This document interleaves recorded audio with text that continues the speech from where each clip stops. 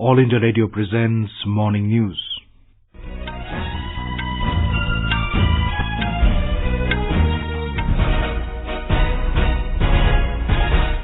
Good morning, I'm Abhishek Mukhopadhyay. The headlines. Situation in Jammu and Kashmir returning to normalcy, restrictions partially removed. India says Pakistan is nervous over New Delhi's decision to revoke special status to the state. President gives assent to Motor Vehicles Amendment Act 2019, increasing penalties for traffic violations. Heavy rain continues to lash several parts of the country. Rescue and relief operations on full swing. And nearly 2 million Muslims from across the world, including India, to perform Hajj in Saudi Arabia today.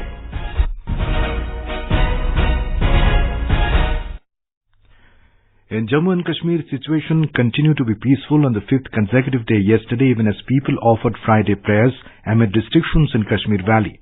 Meanwhile, Joint Action Committee JAC Kargil yesterday announced suspension of strike till Eid festival. In Jammu division, situation is limping back to normalcy in all the 5 districts of Jammu region, including Jammu district, where prohibitory orders imposed under Section 144 have been withdrawn yesterday. All educational institutions have been ordered to be open from today. While restrictions were relaxed but continued in 5 other districts, including Doda, Kishtwar, Ramban, Rajouri and Poonch. According to Divisional Commissioner Jammu, a decision on lifting of restrictions and a reopening of educational institutions in 5 sensitive districts of Doda, Kishtwar, Ramban, Rajouri and Poonch will be taken after Eid celebrations. National Security Advisor Ajit Doval and CRPF Director General Rajiv Bhatnagar yesterday visited Kashmir and held separate reviews of security situation in the valley, where people offered Friday prayers in their local mosque. Meanwhile, Governor Satyapal Malik said that 1,600 employees are on duty to ensure essential commodities like power, water and sanitation, while over 10,000 officials in Kashmir are reporting for duties. Governor, in order to get first-hand appraisal of the prevailing situation in Srinagar city, visited various localities. Private vehicles are seen plying on Srinagar roads, vendors selling fresh vegetables and fruits, and people busy with buying their daily needs along the roadside. R.K. Rana for AR News from Jammu and Kashmir. India has said it is high time for Pakistan to accept reality and stop interfering in internal affairs of other countries. External Affairs Ministry spokesperson Ravish Kumar said in New Delhi yesterday that Islamabad was nervous over New Delhi's decision to revoke special status to Jammu and Kashmir under Article 370, and it was trying to present an alarming picture of bilateral relationship which is not there. Whatever steps we have taken in relation to Article 370 is our internal matter under our sovereign jurisdiction. But beyond that, as and when Pakistan decides to internationalize it, we will see what steps are to be taken.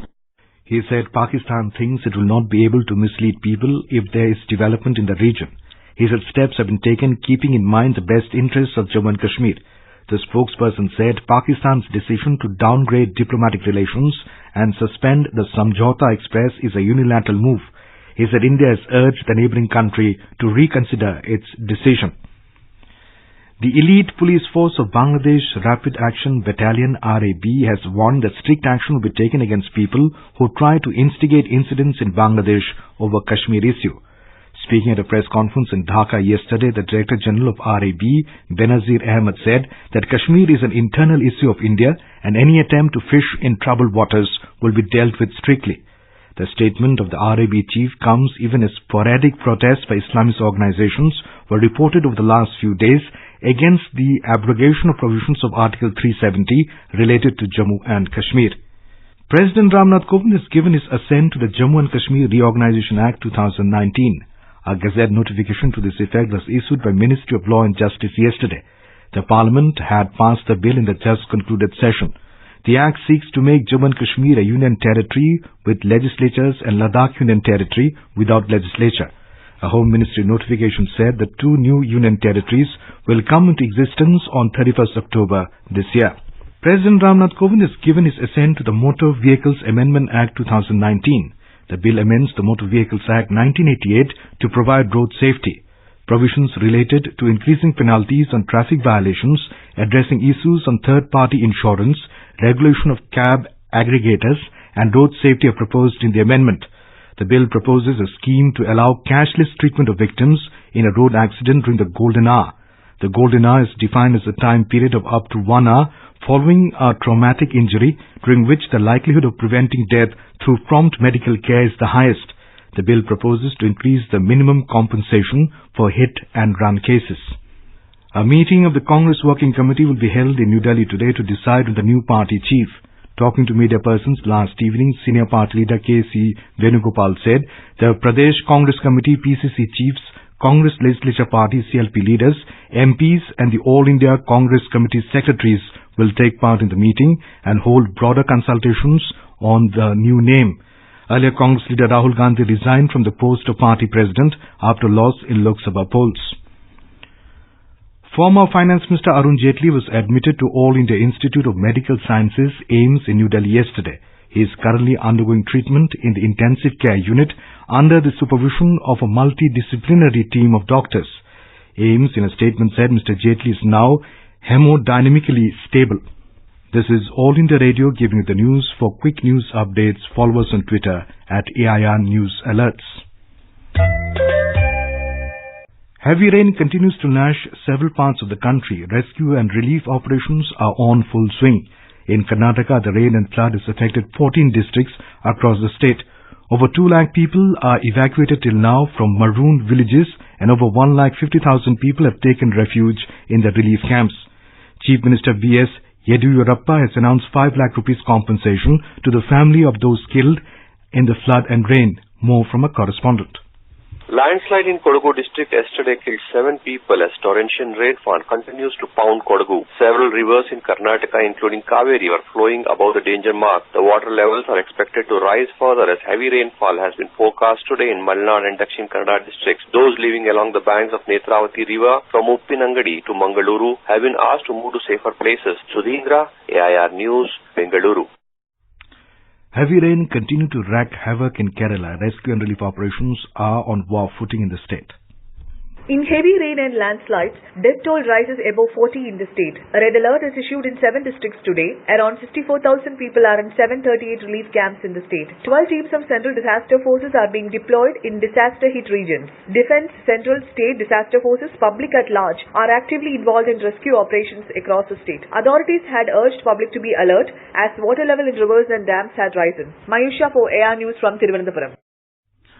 The Maharashtra government said last evening that it had released 154 crore rupees to district collectors for disbursal of aid to flood-affected people in western Maharashtra and elsewhere. Maharashtra received 782 millimeters of rain between June to August, 109% of the average rainfall in this period. More from a Mumbai correspondent. The situation in flood-hit Kolhapur and Sangli districts in western Maharashtra continues to be a cause of concern, with the Panchganga and Krishna rivers showing a marginal reduction in water levels. NH4, which connects Mumbai and Bengaluru via Kolhapur, remains shut for the 4th consecutive day yesterday. Nearly 2.85 lakh people have been evacuated in western Maharashtra so far. Sweetie Jain, AR News, Mumbai. In Gujarat, 4 people died and several others feared trapped after a 3-story building collapsed in Nadiyad last night. The incident took place in Pragati Nagar area of Nadiyad in Khera district. A rescue operation is underway. Farmers' welfare has been the top priority of the Narendra Modi government. It has taken several pro-farmer initiatives in the past 5 years with the objective of doubling the income by 2022. Sharing his thoughts in the 42nd edition of Mann Ki Baat program on All India Radio last year, Prime Minister Narendra Modi had said that an extensive exercise on agricultural reforms is being undertaken across the country to ensure that the farmers get a fair price for their crop. किसानों को फसल की उचित कीमत मिले, इसके लिए देश में एग्रीकल्चर मार्केटिंग रिफॉर्म पर भी बहुत व्यापक स्तर पर काम हो रहा है। गांव की स्थानीय मंडियां, होलसेल मार्केट और फिर ग्लोबल मार्केट से जुड़े इसका प्रयास हो रहा है। किसानों को अपनी उपज बेचने के लिए बहुत दूर नहीं जाना पड़े, इसके लिए देश के 22,000 ग्रामीण हाटों को जरूरी इंफ्रास्ट्रक्चर के साथ अपग्रेड करते हुए एपीएमसी और ई-नाम प्लेटफॉर्म के साथ इंटीग्रेट किया जाए।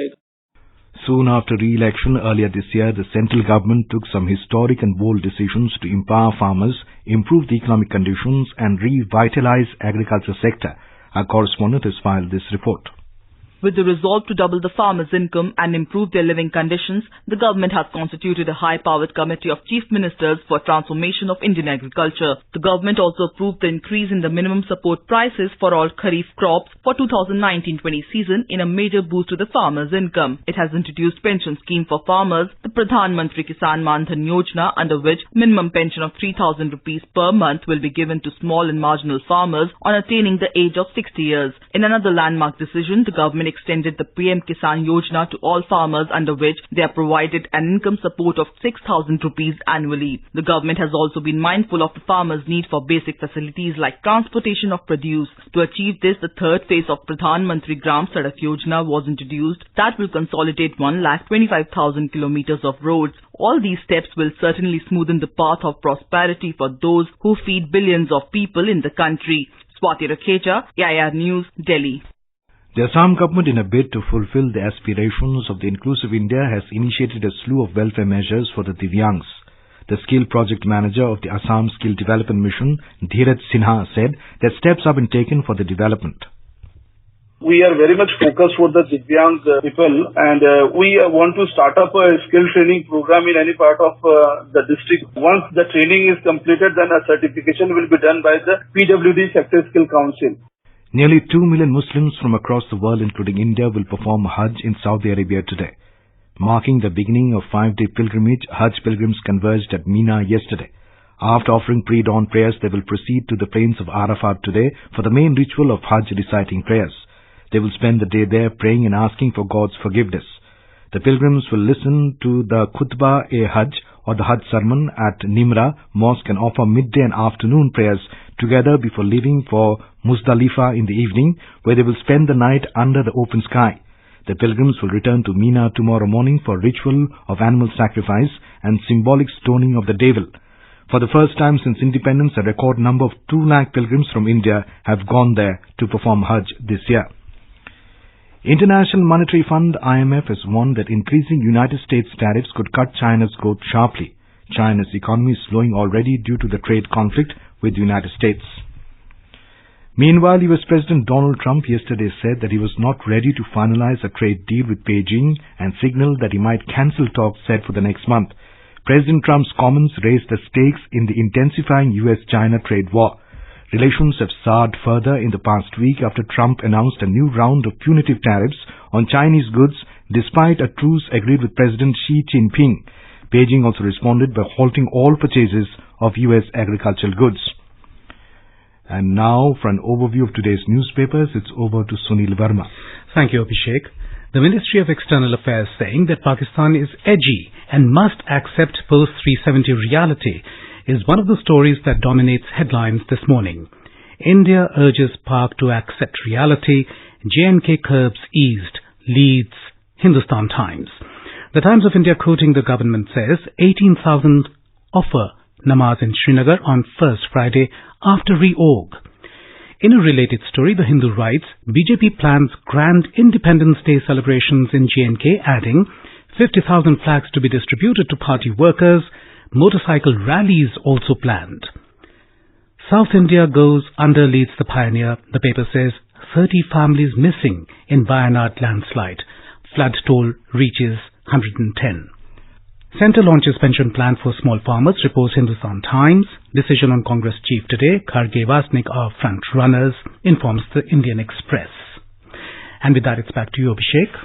Thank you, Sunil. And now, before we end the bulletin, the headlines once again. Situation in Jammu and Kashmir returning to normalcy, restrictions partially removed. India says Pakistan is nervous over New Delhi's decision to revoke special status to the state. President gives assent to the Motor Vehicles Amendment Act 2019, increasing penalties for traffic violations. Heavy rain continues to lash several parts of the country. Rescue and relief operations on full swing. And nearly 2 million Muslims from across the world, including India, to perform Hajj in Saudi Arabia today.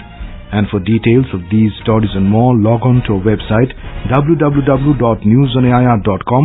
With that, we end the morning news. Have a nice day.